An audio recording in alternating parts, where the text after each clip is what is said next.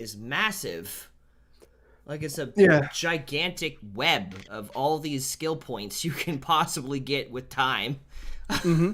It's just like overwhelmed by its complexity. Gigantic web of all these skill points. Whoop. Yeah, I feel like it's more like Diablo than I expected. You know, it's more like Diablo than the new Diablo that's currently out. It's more like Diablo than Diablo. No. Dude, it really is. It totally is. Trying to make sure I'm showing enough chest for this Get Naked Monday. Wait, that's not the point. Wait. Make sure people can see my collarbone. Okay. That's where I get our ratings, Brandon. No, it's not. And if it was, that's not how I want to get my ratings. I'm okay with it. I'm not. All right, I'm gonna share this here. It's shared. Good. Okay. Good. Thank you for notifying me that I shared my own stream. I appreciate that, Facebook. You're always there for me. I guess I should share it too. Maybe. Do that there and here.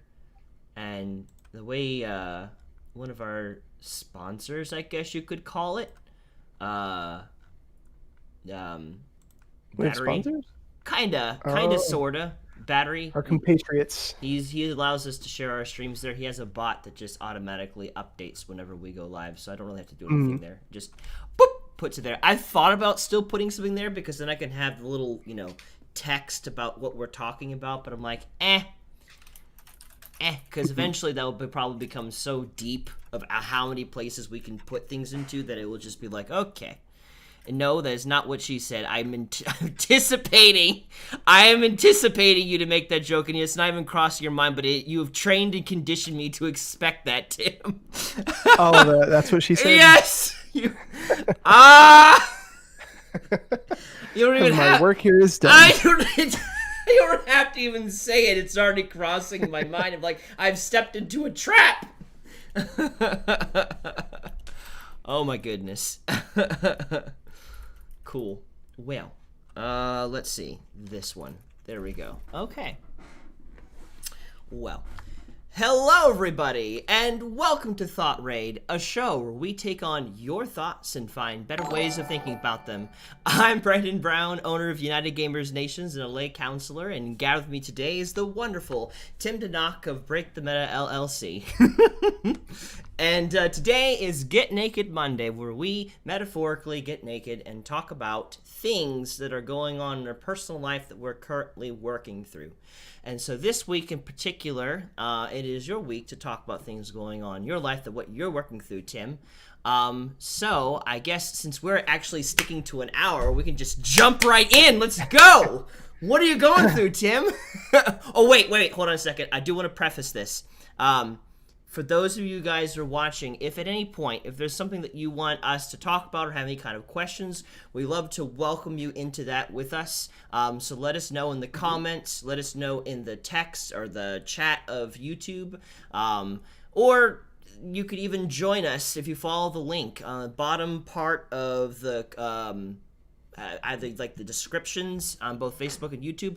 If you click on those descriptions, there is a section that has a link to our Discord. Join that and we can pull you up to this channel and talk to you directly. But if you do that, please make sure you have a specific question you want to ask, and we will talk about that question. So we're losing your microphone. Hold on, we're having technical difficulties. So yes. Brandon, take me off the screen for a second. Okay, fine. So we'd love to have you a part of the process. In fact, every week, regardless of whether it's Friday or Saturday or today, we still love to have interaction. So please, we do invite you guys to join us with any kind of questions you have, whether it is about the topic we're discussing or about something completely separate altogether. Either way, bring it on. We'd love to have you be a part of this, and in just a moment I'm going to begin mad-libbing because we're still dealing with technical difficulties. Oh, there we go. We're almost there. Oh my goodness. This is, I have to work through these things because sometimes we'll have like the internet will go out and I'm like, And you, And it always seems to be on my side. What the heck? I don't know. But anyways, I do want to prepare you, Tim, because a couple times you will be front and center, so just prepare yourself for that. I got you. Wait! So, Tim, what topic have you brought to us today? What are you working through that you want to share with us? Well, honestly, it's not something that I'm working through. It's just an observation that I had, and it's been on my mind a lot lately because I'm seeing more and more friends and more people that I respect say they're jumping off of social media. Um, and it just seems like social media is no longer a platform to share your pictures or talk to people and say hi. Now it's all political posts and platforms for social injustice and all this stuff. And so I was just thinking about how specifically there are some people that I care about and I want to know, like, who are you? What's your deal? What are you going through? Let's talk about you. Who are you? Mm-hmm. But I can't do that because it seems like everything they want to talk about are their references. It's vying for some kind of purpose, and it's even more difficult when those things are contrary to what I believe, and it feels like sometimes I can't even engage that person because they're so it's almost like if you think about their thoughts as a piece of pie, 90% of that piece of pie is their opinion, and 10% is who they actually are. And I'm wondering to myself, like, what is that? Because I know I'm like that to some degree, and we all are, but it just seems like it's really easy for us. I'll say us. I was going to say certain people, but it's really easy for us to allow our opinions to become our identity. So tonight's overarching question is, has your opinion become who you are? So I guess I want to start by just talking about, opinions. Like, what exactly is an opinion? And, opinions specifically are your perspective on a given topic that may be right, may be wrong. That's why it's an opinion, and it's based on your worldview. It's based on your history, based on everything you've learned up to this point. Nobody has an opinion and says, this opinion's wrong, but I believe it anyways. Everybody thinks to themselves, okay, well, with all the gathered knowledge and experience that I have, this is what I believe, right?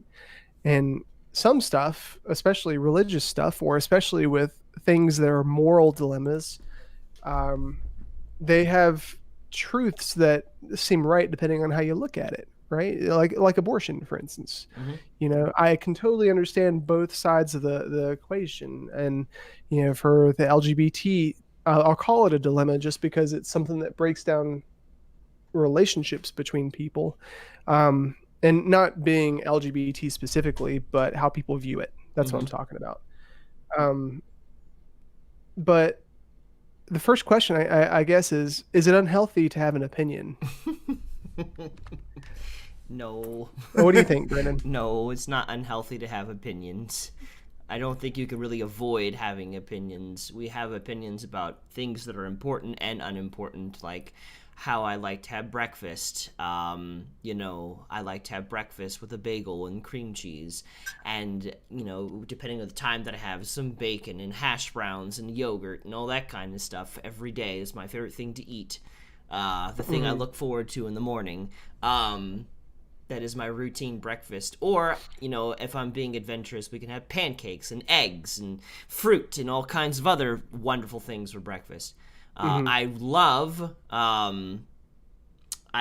synthetic music. I enjoy jazz. I think those are great genres of music. I have an opinion on those things. I think they're great. I have an opinion when it comes to driving. Like, I think that, going 10 miles above the speed limit should be avoided. I think, I have opinions on video games. Like, I don't think that Overwatch is a trash game. And rather think that League of Legends is a trash game, just saying. And my opinions increasingly get spicier from there. So I think there's nothing wrong having an opinion. Yeah, we all have opinions. I know it would have been very different if I had met my wife and we didn't express opinions. It's like, do you like McDonald's or do you like coffee? Do you like to, everybody's got a belief system around what they feel about something, you know. And I think finding people that have similar beliefs to you or similar opinions to you, that's how you form the basis of a relationship. It's like, okay, well, on what basis are we going to form this relationship? You know, if you go, I'm part of several groups on Facebook, and one of them is for Pokemon Go in Winston-Salem, you know, and those people are all part of that group because they have an opinion of, we like Pokemon, we play Pokemon Go. So, you know, they all, what's the word when you gather together? They, Congregate. thank you.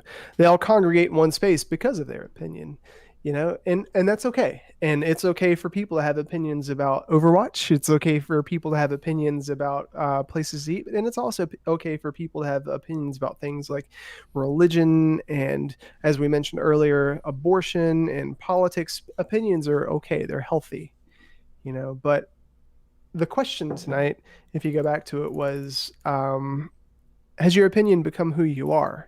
So I guess the more applicable question that I want to tackle, and this question and the next question are going to take up most of our time tonight. You know, what point does expressing your thought or opinion become unhealthy? Because there's a fine line there, you know, and people make this joke about vegans all the time. I saw a meme earlier that said, vegan, what is it? Vegan climbs Mount Everest to prove their point about being a vegan. Vegan dies. Oh gosh. You know, and it's like, there's all these jokes out there about how long vegan. How do you tell if a person's vegan? Oh, well, they tell you. It's just like, if somebody's a vegan, you know it because they can't go 5 seconds without saying it. Yeah. You know? That comes to mind when I read the question. You know, at what point does expressing your thought become unhealthy? It's like, okay, well, are you a Christian?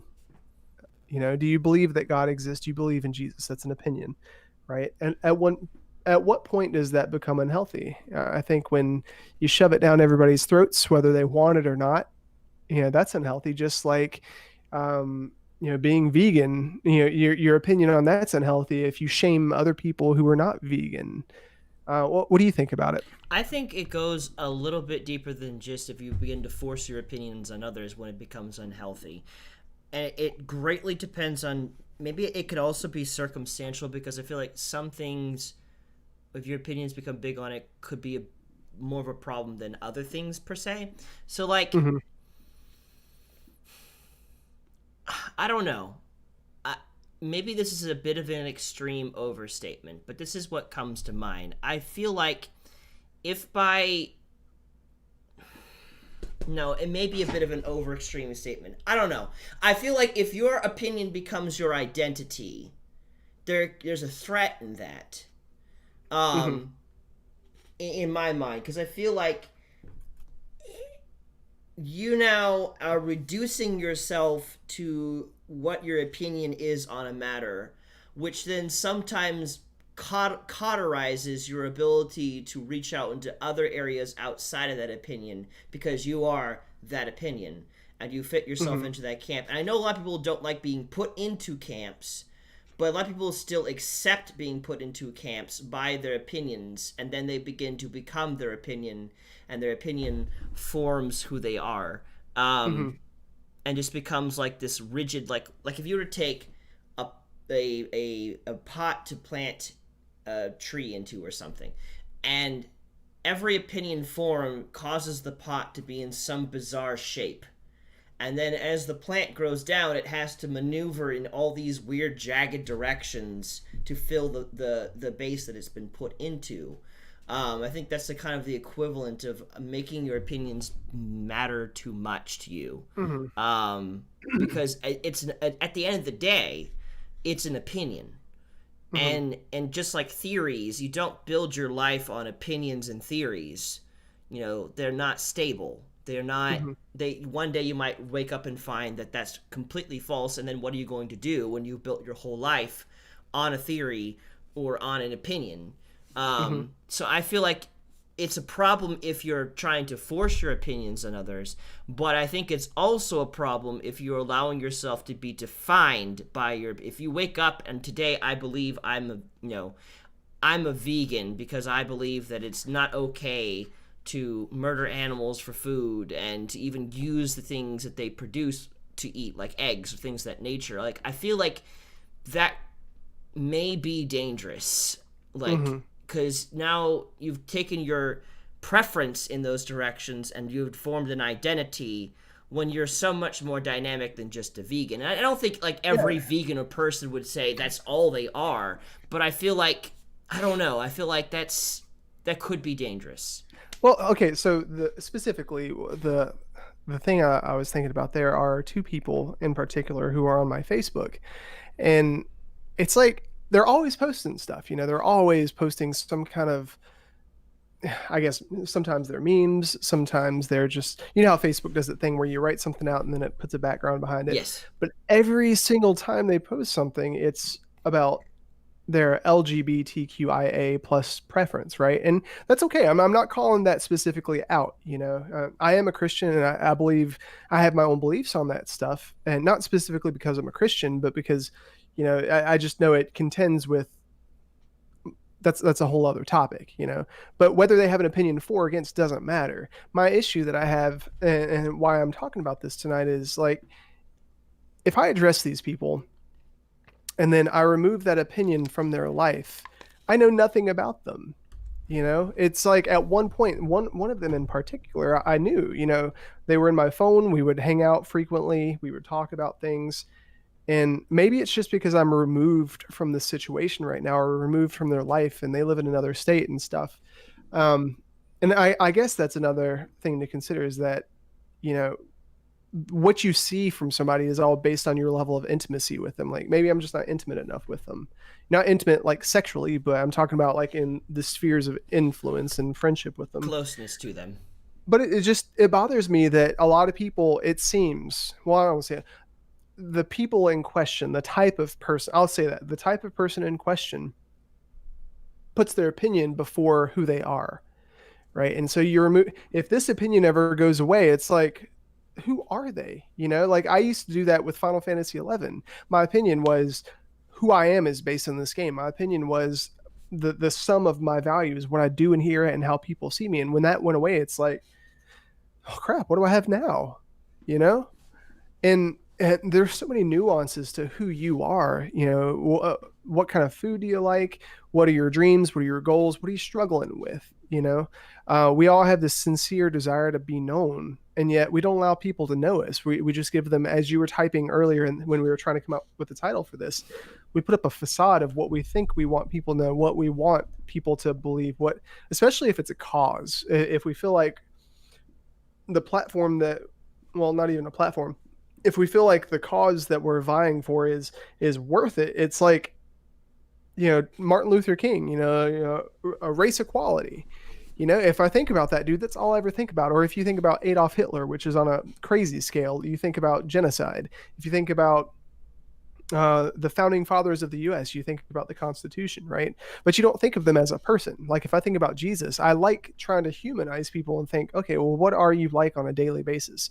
Jesus, what did you do for fun? You probably farted on your disciples. You played practical jokes. There's all this cool stuff, and it's like, who are you outside of your opinion? It makes me sad when I never get to see that side of people. And once again, maybe I just need to pursue those people a little bit more. And with the commitment that I have to the relationship comes more intimacy. I know that, but there are some people where their opinion maintains, and that's all they ever give you, because who they are is in what they believe. Yeah. Well, I mean, it seems like what the main issue that we're dealing with here is whether or not you could be closer to them or not. What you do see of them is constantly about one topic, or 90% about one topic, which I think severely sells someone short, who they are. That's all they present. Like, if you look, for instance, at my social media at the moment, you'll see a lot of Thought Raid, but in general, you'll see me post something deep, then a meme, then you'll see me post some thought, or I'll quote something or whatever. It's just like I have all these different things that I'll show on my social media site, besides Thought Ray at the moment, because we're building this up right now. Yeah. But like, I like to show people beyond just my opinions. I like to show them different aspects of myself because I'm a dynamic person, and everyone is. But I like to, I recognize, like my opinions on something doesn't really, like, unless like there's an area where I see there's been a lot of deception, a lot of mistruth about something. In general, my main goal is just to form connections and share my life with people. So you'll see a wide range of different topics brought up or things that I'm thinking about. Yeah. Well, maybe it's more about me, and maybe they're not being as forward about that stuff. Because sometimes when you look at some, when all you see is what's presented, it's really easy for you to have that going into the conversation. Like, let's say I ever meet these people in life again. Like I met one of them recently. And just happenstance, I was somewhere, they happened to be there too, and it's like, oh hey, what's up? All of my assumptions about that person are based on everything they've expressed on social media. And immediately I click, I'm like, it's almost like I was ready for a fight, because I know that the way we view a specific topic was contrary to one another. And it's like the way that they present it, maybe it's just the way that I receive it. Maybe the way that they present it and see it is different from the way that I'm receiving it.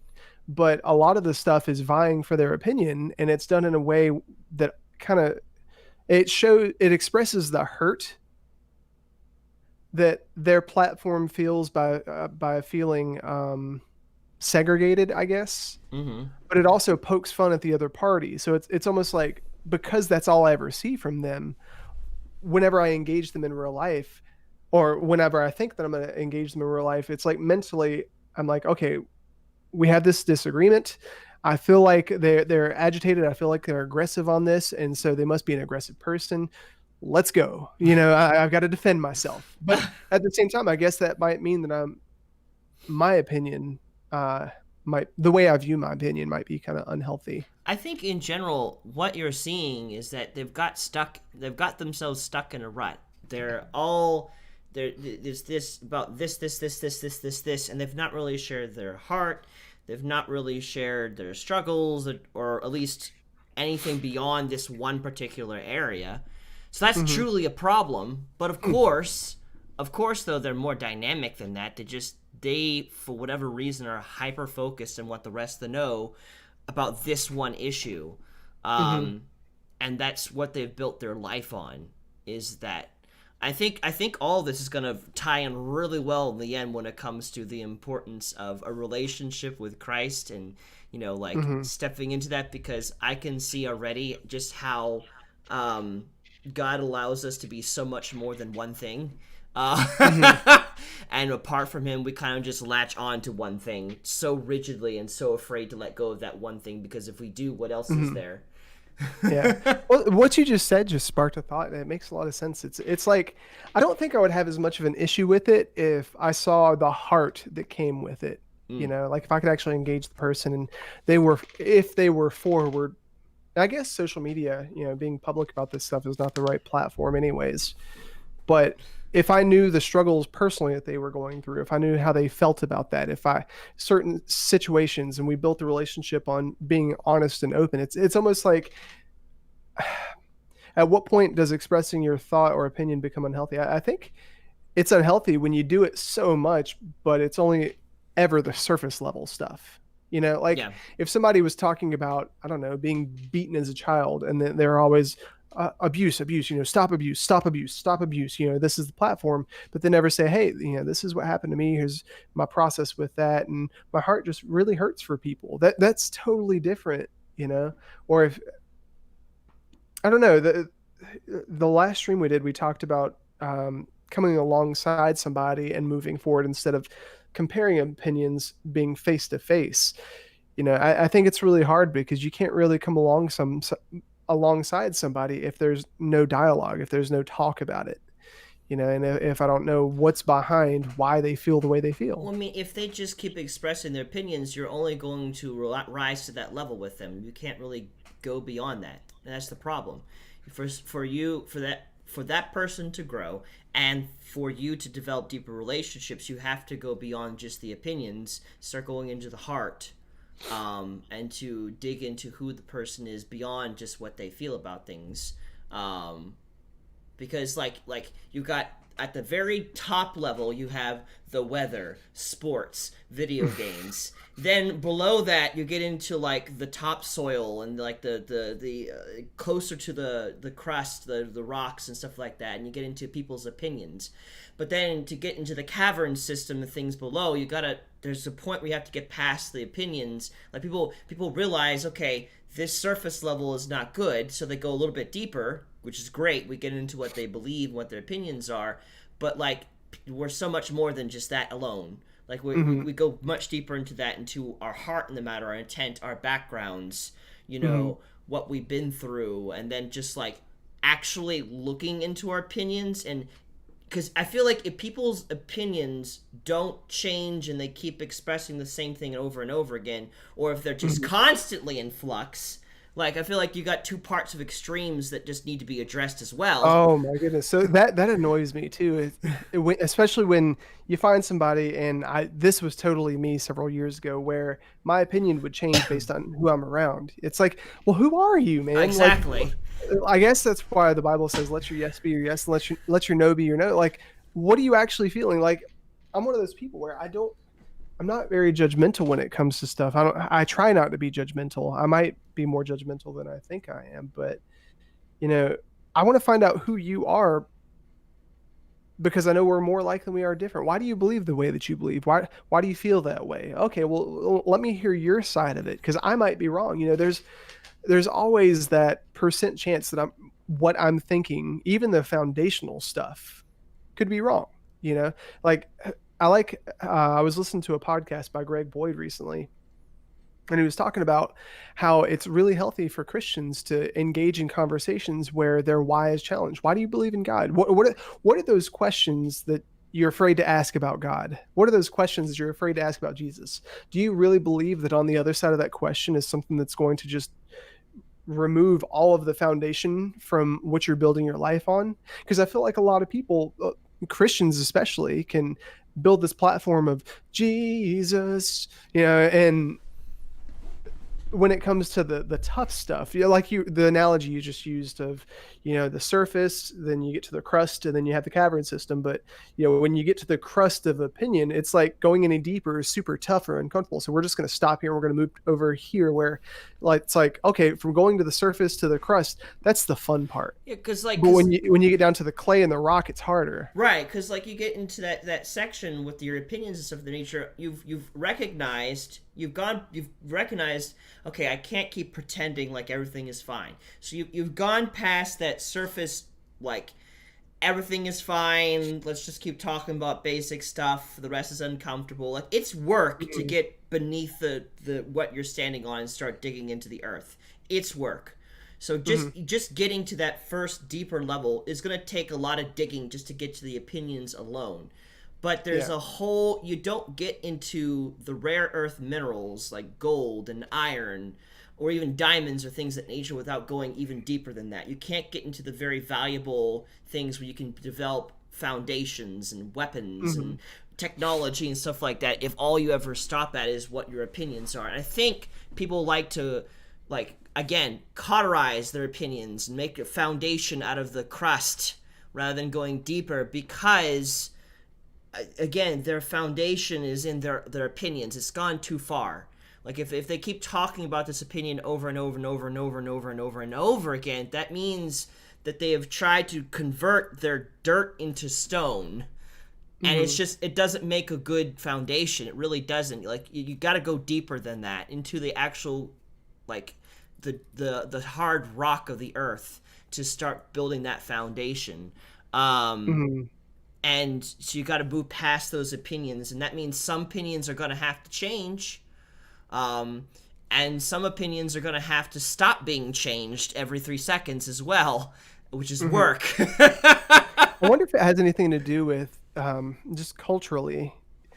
I think Well, I can't It speak can for be other cultural countries. things. I know with Japan, your opinions, like, they think more about the herd than they think about the individual in Japan, from what I've studied about it. So it Yeah, could be a well, cultural thing.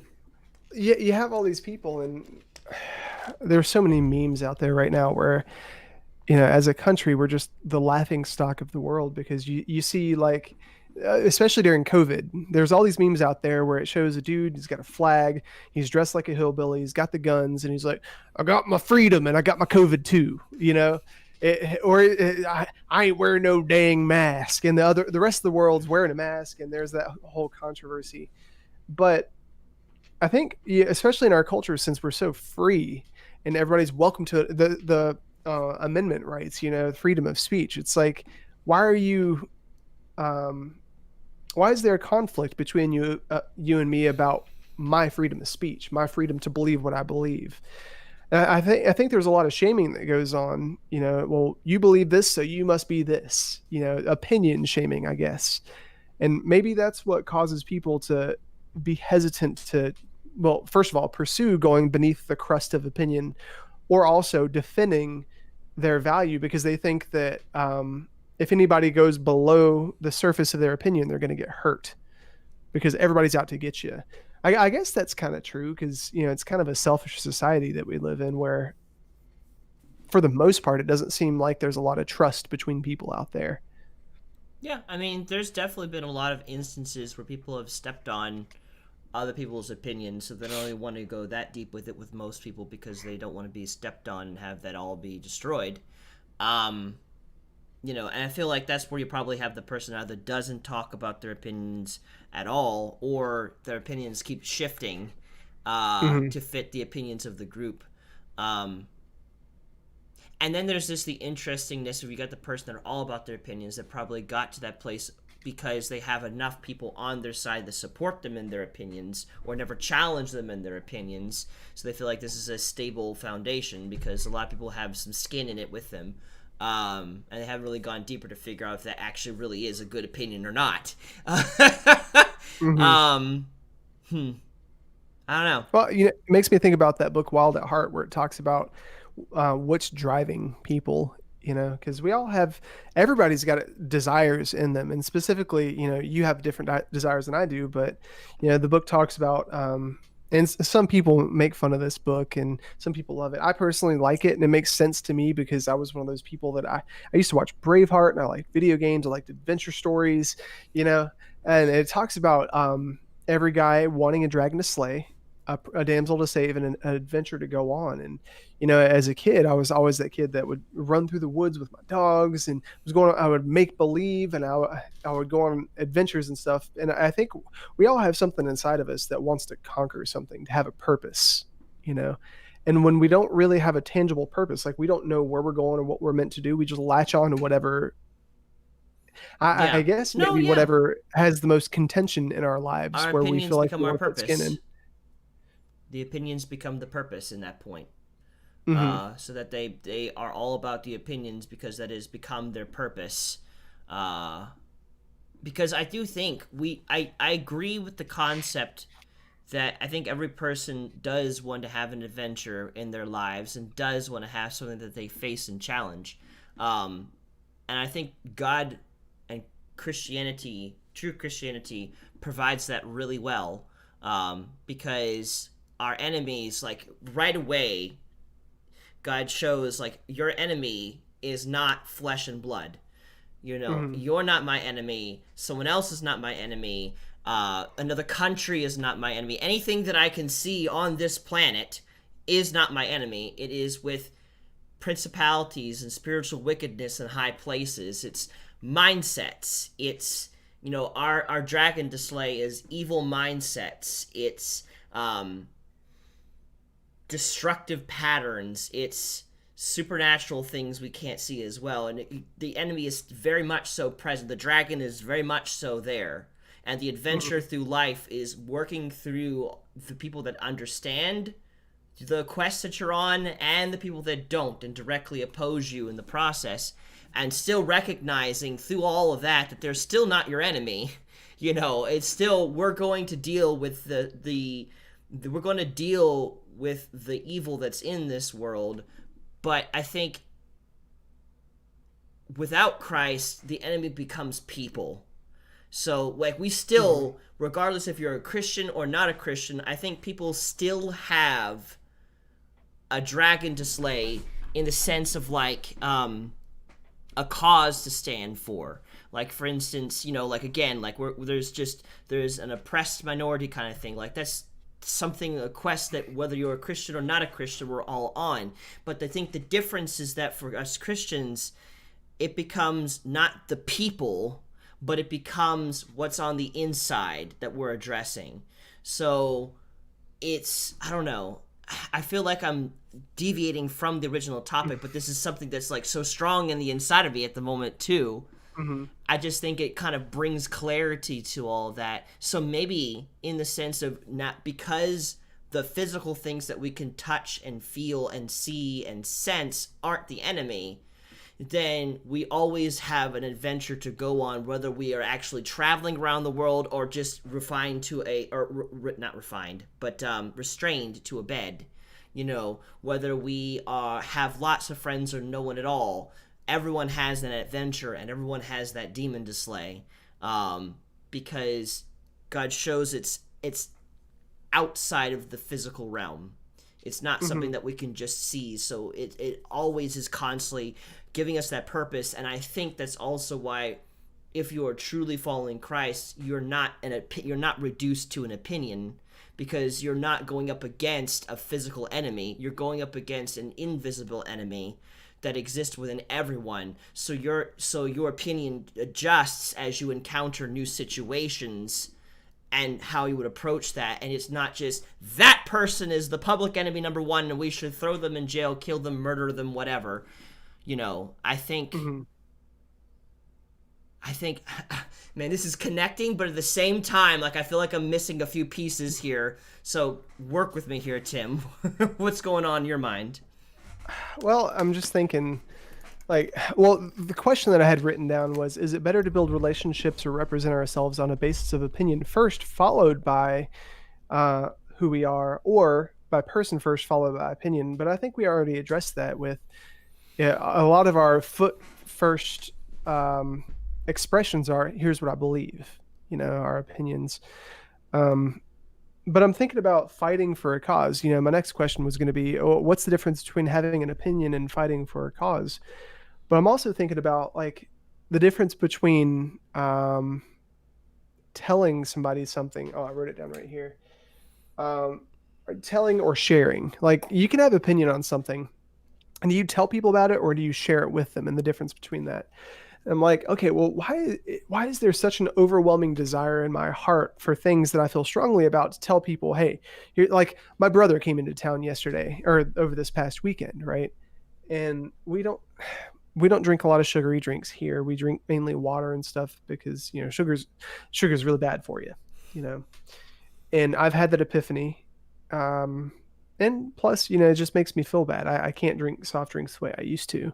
But we went to the dollar store and he came around the corner and he had two 2-liter soft drinks in his hands, followed by 2 1-liter drinks. And he was like, this one's for this afternoon, this one's for tonight. And I'm like, that is a lot of sugar. What are you doing? And I felt overwhelmingly like I wanted to just say, hey, here's why you shouldn't do this. And here's all the evidence. Here's what's going to happen to you. Go put that stuff back. Are you stupid? You know, that's what was going through my head. He's not stupid. He just has a different perspective than I do because he hasn't had the same experiences. But I'm like, what is it in me that wanted to express my opinion that way instead of saying, hey, if you're open to it, here's what I believe, you know? And I think it's amplified by the fact that I care about him. Yes. And I know what it can do to you. I know it can be harmful. Much like when I was younger, I had a family member who tried to, in their own way, shove Christianity down my throat, and I wasn't ready for it, you know. And they had an opinion that conflicted with what I wanted right now. I wasn't ready for it, and it's like, why are you telling me this? You haven't even asked me if I want this. You haven't even asked me where I'm at. And I think that's where the rub comes in. You know, it's like, for those who have ears to hear, let them hear. You know, if they're ready, if they're open, let them hear it. And I think that's why I feel the way I feel about the social media opinions, because you can scroll all day long, and because it's just out there, it when you read it, it's almost like a personal attack because it's you and that opinion. It's not being broadcast over the television. It's a specific person that you know because you're friends with being broadcast in your face as though they're talking to you, and it's like, why do you keep expressing this to me? But it's my perspective. But um, It's their foundation and it is their insecurity sometimes. If it is something that's being expressed over and over again and it is constantly with swords, it is their foundation and it is their insecurity that makes them keep speaking up about that over and over again. Because if that was not their foundation and they were not insecure about it, then you would probably not hear about it very often, except in certain situations where they ever bring it up. Because at least knowing myself, if you find that I'm making a lot of posts about a particular thing, I already know I feel insecure about this and I want to make some change. I'm afraid or something. And so this is my way of hopefully changing the environment by changing people's minds about it. And so I'm going to tell you about this so that way you don't accidentally step on me in the process. So I feel like at least if people are like me in that way, it's probably because it's their foundation, so that they have built an identity off of that, and they feel afraid, so they feel like they need to speak up about it. Or maybe if they're not afraid, maybe they're angry. Because not everyone is anxious like I've been, so maybe they're angry about something. I was thinking, this past Wednesday, we had the fire pit out back, and no, the Wednesday before last. And I think I referenced this recently, but I don't recycle. I mean, we have a recycling bin, but we don't have two separate bins, and we just throw everything in the trash. And so I had a plastic bottle. We were sitting around, and I said, "For those of you who recycle, close your eyes, because I'm about to throw this in the fire. If this offends you, close your eyes." And Kyle was sitting beside me, and Kyle works at Unify, and basically they take bottles and plastics and they refine it and turn it into string, and then they use that to make shirts. And he was like, "No," and started laughing, made a joke out of it. So he didn't intentionally say, "Hey, what are you doing? Are you stupid? Come on, man." He just went on his merry way, and he responded to that on his own. And I felt convicted. It's like he was sharing it with me. He was like, "Here's what I believe. I'm not forcing you to believe this." And that's kind of how the gospel is supposed to work too. It's there by invitation. I think in order to, in a healthy way, have an opinion, you have to express your opinions through invitation instead of telling somebody, because at that point they don't feel like they have to accept it. They don't feel like, "Oh, well, this is a make or break for our relationship." It's, "Oh, well, it's there if you want it." Because I know that whenever somebody's expressed something to me by invitation, I can engage in that if I wanted, but the rest of them was open for engagement if I didn't accept that part of them. And I think that's why it hits me the wrong way, because it feels like their entire platform is this one big opinion, and if I disagree with that, there is absolutely no engaging with the rest of them. And I hate being cut off from a relationship. It really bothers me. Yes, I feel that. I also had this imagery in my head that an opinion that's shared very frequently is a cheap opinion, but the ones that you hold to yourself becomes more valuable with time as you hold on to it too. Not to say that that's exactly the universal law and how things work, but I mean, just thinking about supply and demand and things of that nature, if you find a really good opinion that you could really build yourself off of, it's probably one that you can't just share all the time because not everyone's going to be ready for it. Yeah. That sparks another thought. I was thinking this earlier, but some of my favorite types of people, one of my favorite types of people to engage with are those who have an opinion and I really don't know what they're thinking. I get to ask them. That's another thing, when you're with somebody, or if there's a person in your life who is constantly talking about them and their opinion and what they think and stuff, it leaves no room for a relationship, because I can't say, "Hey, what do you think about this?" I already know what you think about this in 20 different ways because you've posted on social media 20 different ways you think about this. And I already know that if I say this contrary, that you're going to get upset because other people have done that, and it makes sense. And it's like, Okay, but you have those people, and I'm not talking about being introverted or just being quiet, but meek. Being gentle. You have people that are gentle, and they approach things from the position of, oh, well, here's my preference, and you know what? Let's just talk about all the different things because there's so much more to me than boom, this one opinion. Yeah. What kind of TV shows do you like? What kind of food do you like?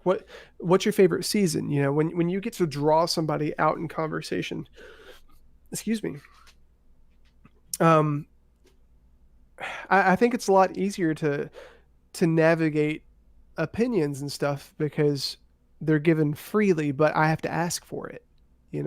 Like you said, people who profess their opinions so frequently, it's cheap, it's not valuable. But like I know some people who all they do when they're in a social situation is they talk about themselves, talk, and they never ask other people questions. They're just constantly telling and giving their opinion, and it's often those people that I gravitate away from if I can help it, because I know that they're not concerned about me. They don't want to get to know me. They just want me to listen to them. um does that make sense? Is that at all am I conveying this properly, what I'm thinking about, how this relates? I'm just thinking about the differences between you and me in this case, like at least depending. It's not cookie cutter, but there are some times where I'll gravitate towards people that talk about themselves. But that I think that's because I recognize it's part to do with my upbringing, Mm-hmm. of being an only child and how I was and how I would talk about myself all the time. And so there's like a fine line between a person that's arrogant and talks nothing about themselves and a person that's insecure and talks nothing about themselves because that's all they Yeah. know to do. And you can tell the difference if you know how to look and where to look. But yeah, like I have a friend, the person that I've been mentoring that I told you about, that he talks a lot about himself and the things he does, but I suck it all up because it just reminds me.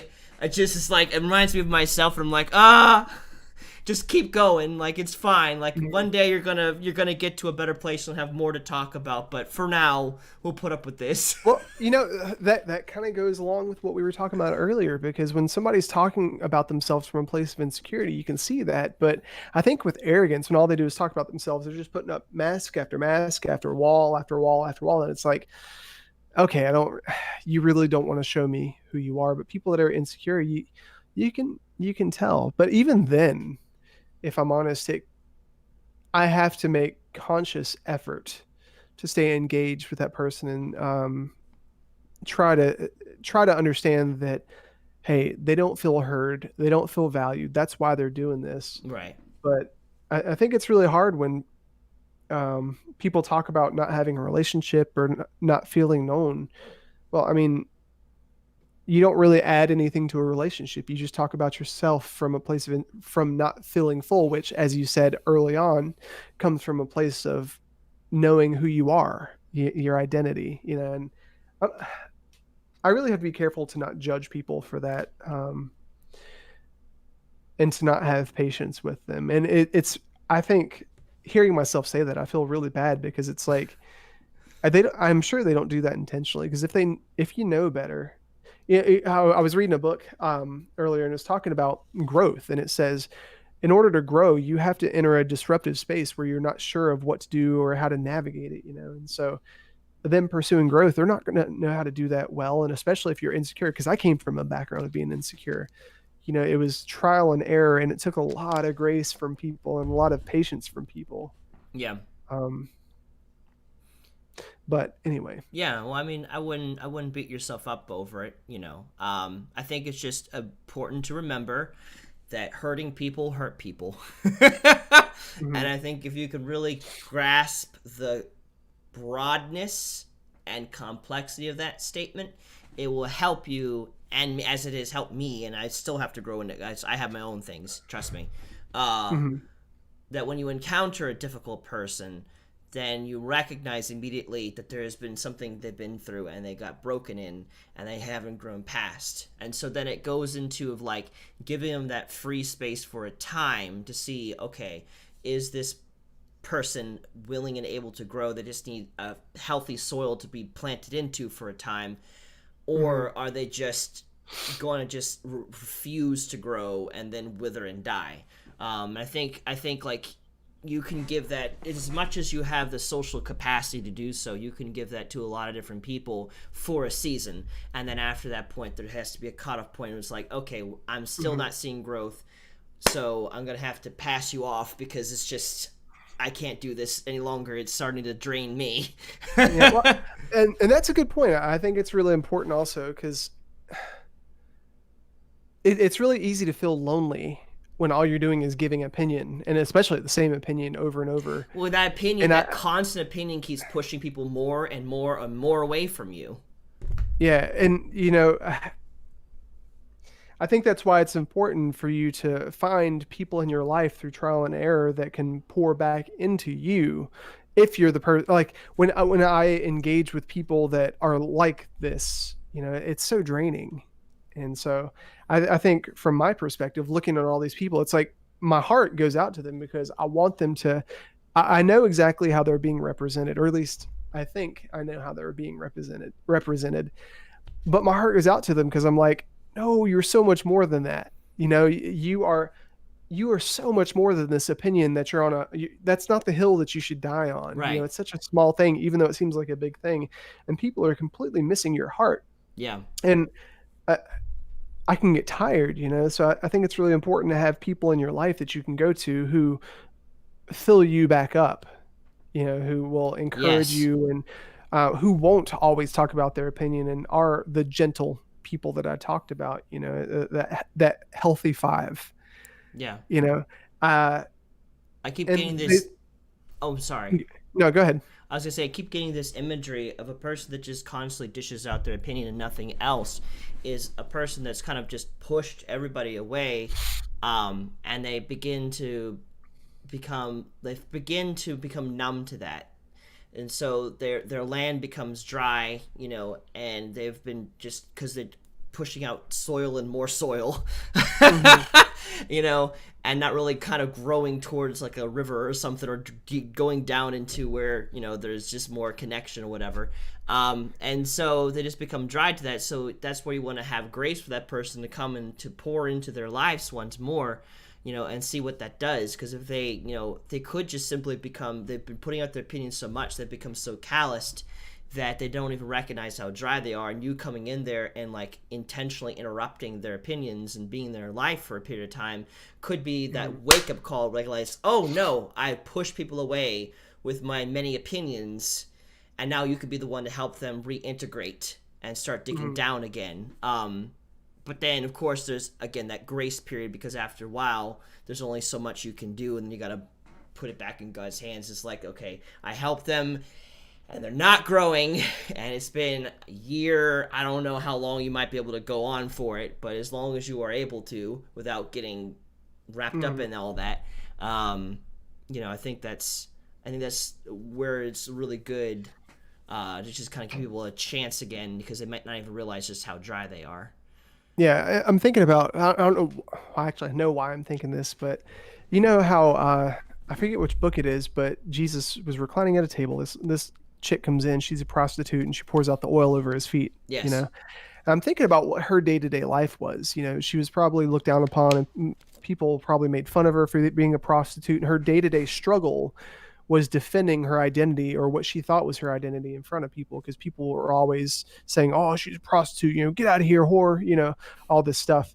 And I'm like, okay, well, Jesus came and he engaged her, and he looked beyond her opinion and her defending her opinion, or her defending her identity or whatever, and saw her for who she was, or lepers, or people that were homeless or whatever. And Jesus was really good about that. He would look beyond somebody's opinions. And I think that's what breaks people free. And I think it's just being willing to push beyond the crust of opinion, as you said earlier, that breaks people free from that bondage. Because, especially when people have had to defend themselves over and over and over and over, and especially when they're finding identity in their opinion, like the people that I'm talking about on my social media, where it's like every single post is I am trans, I am trans, I am transgender specifically, I am LGBTQ, whatever. Every post is like I am this, I am this, I am this. Well, why are you defending that so much? Why do you feel so oppressed that that has to be your identity? You know, I'll call one person Joe. You're not trans. You're Joe. You know, what do you care about? What's on your heart? What dreams do you have? What is all this stuff beyond that? And I think, man, I want my heart to be there for every one of those people, and to look past that instead of just saying, would they stop already? You know, like, hey Keith, like I know that's not who they are. I know that's not how God sees them. So why do I let myself get so caught up on the opinions that they have? You know, it's almost like I'm a Pharisee. I'm just walking past these people, and oh man, they're upset with like the prostitute. Oh, they're just upset because people are always calling her a prostitute. She just needs to change. I wish she would stop it. You know, that's exactly what I'm doing. But it's so hard, man. I guess that's why we're all part of a body, and we're not meant to do everything. I feel like, honestly, Tim, if this is something that's been bothering you repetitively, then it may be a sign that you need to reach out to them.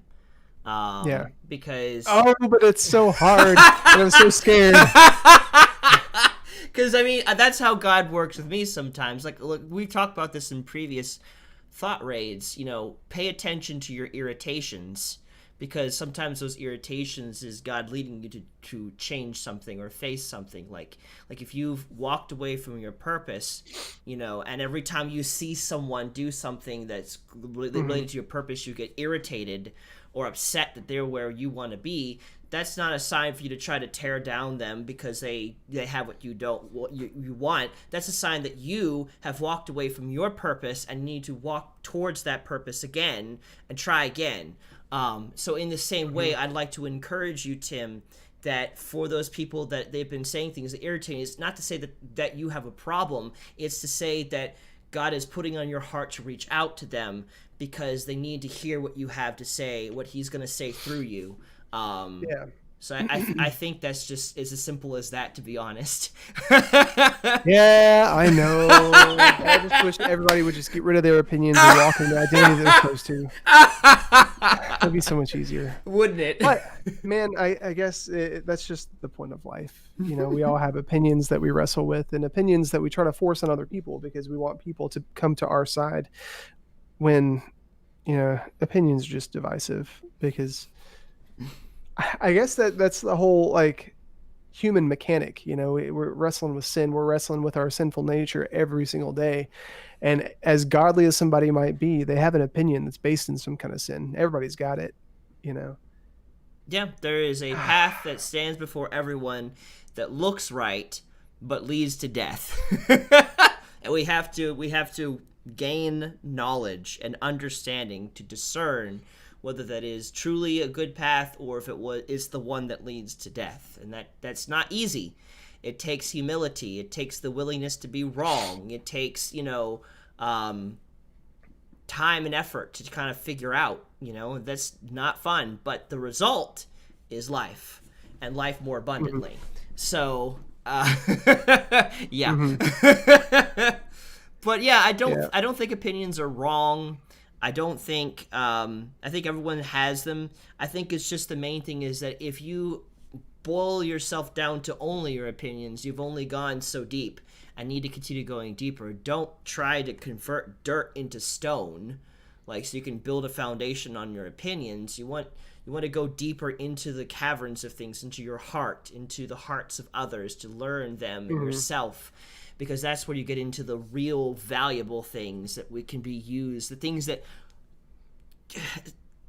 all the world is built upon. Like, we're not built upon just dirt and stuff. We've got freaking steel and iron and copper and all these other things. Like, you know, animals would care less about this, but the human race, we figured out purpose for things that are underneath the ground. Like, you can't have giant towers without strong foundations and metals and things of that nature, but you can't get that just out of the dirt. You can't find that there. You got to go down into the ground to find those diamonds and gems and things of that nature. So you don't want to just stop with your opinions. Good. It is so good that you've gone beyond the surface level and everything is not fine. That's good. But don't just stop with just why you feel like it's not fine. Go and look why it really isn't fine. And just go to the heart of the issue of it. Because then that's where you find the real foundation, the real structure. And you can be multiple things rather than just what your opinions dictate in the moment. Yeah. I guess the last comment I want to make, because we just hit an hour, is just thinking about building a relationship, and the relationships that I've formed personally that are the deepest and the most like enduring are the ones where people have cared enough to ask me questions, and before I had any relationships, I'm thinking about Keith Beck, the guy that just followed, back then I had no friends, I didn't really know what I believed. I was open to anything really. But now that I have a resolve and I know that I have a strong opinion about certain things, since I know how important it is to believe what you believe or have a reason why you believe something, I realize the whole don't throw your pearls before the swine. Not saying that people are swine, but you shouldn't give it to everybody unless they ask you. Right. Because when you do that, I mean, that's my big issue with social media. There are people flinging opinions, and some of them are wrong, some of them are right, some of them are right and thrown in the wrong way, some of them are wrong expressed in the right way. Who cares? Who cares? Because I didn't explicitly ask you, okay, well, which party are you? Why should I recycle? If I ask, sure, awesome.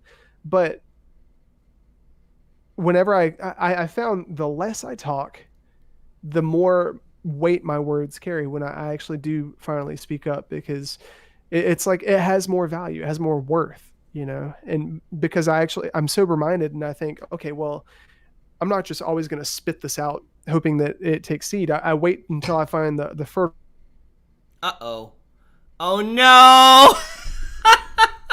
Looks like we've lost Tim. Well, yeah. So I guess just kind of finishing up the thought that he was having, and hopefully he'll come back. But in case he doesn't, I think just kind of going along with it's really good of like holding your opinion until those who want to actually kind of hear it rather than just sharing it. Not to say you never share your opinion, because I think it's really important for us to kind of take the time to, I'm saving you, Tim, to take the time to, we want to take the time to like make sure that if some people may not understand something, so it's good to sometimes share it, but like otherwise just throwing your opinion out for anyone, without it being asked, I think, like he was saying, it was just kind of cheapens it. But I'll let you finish out now that you're back. No, I mean, that was pretty much it. Okay. And it's advice for myself, and I guess just like self-awareness for myself that I don't need to express my opinions to everybody. It's important to have a platform and things you stand for. But, you have to be very careful where you spread that seed, because if you spread it on infertile soil or among thickets, just like the Bible's talking about, it's not going to do anything. All it's going to do is cause irritation, and it's going to cost you resources and time and investment. And you're going to wonder, man, where the heck is my harvest, man? I told 50,000 people how I feel about this, and nobody seems to care. Well, they didn't ask you, And I think God really put it on my heart to talk to Christians about doing that, because there's so many times when we need to love people instead of tell them what they need to change. We need to look past their opinions. We need to look past their brokenness and say, hey, you actually have value. I'm going to table how I feel about LGBTQIA issues. I'm going to table how I feel about politics. I'm going to table how I feel about abortion, because you are so much more important than those circumstances. Let me pursue you first, and then we'll talk about that, because whether I'm right or wrong, yeah, it does have some consequence, but it doesn't matter when who you are as a person is at stake beyond the opinion. Yeah. I feel like it's still important to say those things, but I feel like it should not be something that we're just over focused on that. We want to be more focused on the heart of the person first, because if there's ever going to be a change, it's going to be addressing their value and who they are as a person, rather than just to change their actions with our opinions or whatever, because that's just not sustainable. Man. Yeah. and that's the big thing. It's like, it's so easy. Like these people I'm talking about, whenever I would engage them in person, it's like, oh, you're homosexual. Cool. You know, of course I don't believe that as a Christian. I don't think, oh yeah, homosexuality, you know, it's not something that I believe is kosher, you know, but at the same time, I'm not going to be like, you need to change or else we can't be friends. That's not how it is at all. It's like, okay, well, we have a difference of opinion. You think it's okay. You think there's nothing wrong with it. I don't think it's okay, but you know what? I don't care about that right now, because it's not my job to convict you at all. It's my job to set an example, and you can choose it. Like I said earlier, it's invitation, you know, and I think it's really important to be able to go into a relationship with somebody, disagreeing with them, saying, hey, you know, let's go get a coffee, or let's hang out and play video games. Do we have a difference of opinion on this, which seems to be a really huge social issue right now? Yeah. But it really doesn't matter. You know, what matters is me loving you, because that's our commandment anyways. It's me accepting you for who you are, not accepting your choices, but accepting you. Yeah. You know? Yep. So yeah, you think that kind of fills up all that you wanted to say for now? Yeah, I feel good. All right. So we'll close it out. And by the way, also, do you have the topic ready yet for next week? I do not. I'll post that soon. Okay. All right. Well, I want to thank you guys for watching. It's been a lot of fun. We broadcast every week, Mondays, Fridays, and Saturdays at 7 p.m. Eastern Standard Time. And if this video has really meant a lot to you, I really want to encourage you to like it and to share it with your friends, because we want to make sure that we get this message out to more people so that they can also benefit from it as well. So make sure to do that if you've not done so already. But I want to thank you guys for watching. We'll be broadcasting again this Friday at 7 p.m. Eastern Standard Time, so we want you to be there for that. And we'll let you know as we get closer what the topic is going to be, so you know what to expect. But we'll be going live at 7, and we'd love to see you then. But until that point, you guys have a good night.